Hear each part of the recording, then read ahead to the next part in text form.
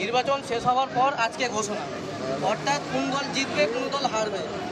হাওড়ায় বিজেপির প্রার্থী ডক্টর রথিন, সিপিআইএমের প্রার্থী সব্যসাচী চ্যাটার্জি এবং আপনাদের পছন্দের প্রার্থী যিনি আছে প্রসন্ন ব্যানার্জি, কে জিতছে? প্রসূন বন্দ্যোপাধ্যায় ব্যাপকভাবে জিতছে।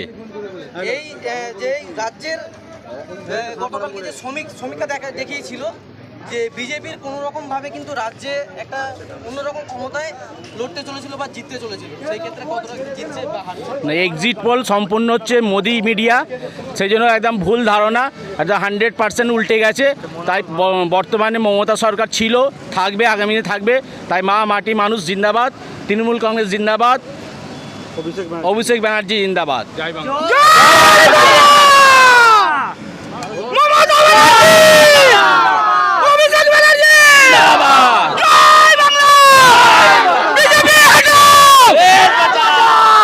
তাহলে পুনরায় প্রধানমন্ত্রী হিসেবে কাকে চাইছেন? প্রধানমন্ত্রী হিসেবে আমরা কংগ্রেসকে চাইছি, রাহুল গান্ধীকে, ইন্ডিয়া জোট, ঠিক আছে, ইন্ডিয়া জোটকে চাইছি।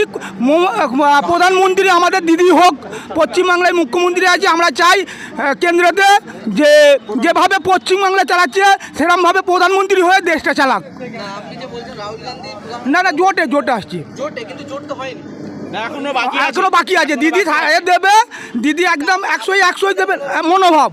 আমরা চাই দিদিকে প্রধানমন্ত্রী হতে, ঠিক আছে, যেমন মুখ্যমন্ত্রী আছে ওইভাবেই দেশ চালাবে প্রধানমন্ত্রী হয়ে, আমরা দিদিকেই চাই। জয় বাংলা। তাহলে কি প্রধানমন্ত্রিত্ব করার যে নরেন্দ্র মোদী আছেন উনি কি আদৌ কি উপযুক্ত? একদম উপযুক্ত নয়, উনি পুরো সাম্প্রদায়িক একতরফা।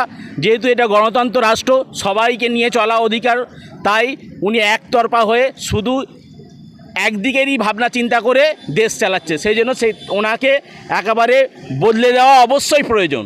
আচ্ছা, আর একটা প্রশ্ন করি, ডায়মন্ড হারবার, যে ডায়মন্ড হারবার প্রসঙ্গে উঠেছিল যে বিরোধী আইএসএফ দলনেতা নওশাদ সিদ্দিকী কিন্তু ডায়মন্ড হারবারে দাঁড়াবে বলেছিলেন, কিন্তু দাঁড়ালেন না। তার মধ্যেই কিন্তু 1 লক্ষ 2 লক্ষ প্রায় ভোটে জিতছে অভিষেক ব্যানার্জি। দাঁড়ালে কি হতো? দাঁড়ালে আরও বেশি হয়তো ভোটে জিততে পারতো। দাঁড়ালেন না কেন? উনি একটা কি মনে হয়? ভয়ে দাঁড়ালেন না, সেটা ওনার ব্যক্তিগত ব্যাপার। সব জায়গায় আমাদের নওশাদ সিদ্দিকীকে যে ভোটে দাঁড়িয়েছে সব জায়গায় মানে বিজেপি পয়সা খেয়ে দাঁড়িয়ে মানে প্রার্থী দিয়েছে। পয়সা খেয়েছে, হ্যাঁ, পয়সা খেয়ে দাঁড়িয়ে প্রার্থী দিয়েছে। সেই জায়গায় হয়তো ডায়মন্ড হাওড়ায় পয়সা বেশি দেয় না বলে নওশাদ সিদ্দিকী সিট দেয় না, ঠিক আছে, আমাদের বক্তব্য এইটাই।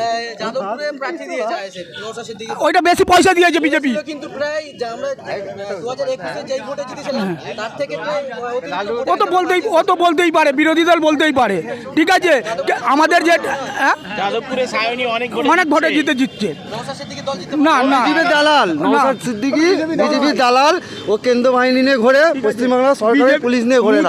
ওকে মোদি অ্যাকচুয়ালি ওকে দেয় কি কেন্দ্র বাহিনী নিয়ে থাকে, টাকাও প্রচুর খায়, আর ও দালাল, বড় দালাল। ভোট শুরু হলে কিন্তু ভাঙড় উত্তপ্ত, কি বলবো? ও দালালগিরি করছে, বিজেপি টাকা ঢাললেই উত্তপ্ত হয়। টিএমসি ছেলেরা কেছে, কেউ বলছে না, আমরা টিএমসি ছেলে, একদম মার্কা মারা। হ্যাঁ, যে উত্তপ্ত হয়, কেউ বলে তৃণমূলের ছেলেরা করে, না, কেউ বলে আইএসএফ ছেলেরা করে।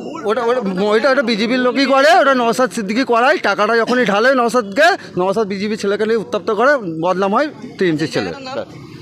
কান্দুয়া খাপাড়া বাস স্ট্যান্ড, সাকরাইল থানা।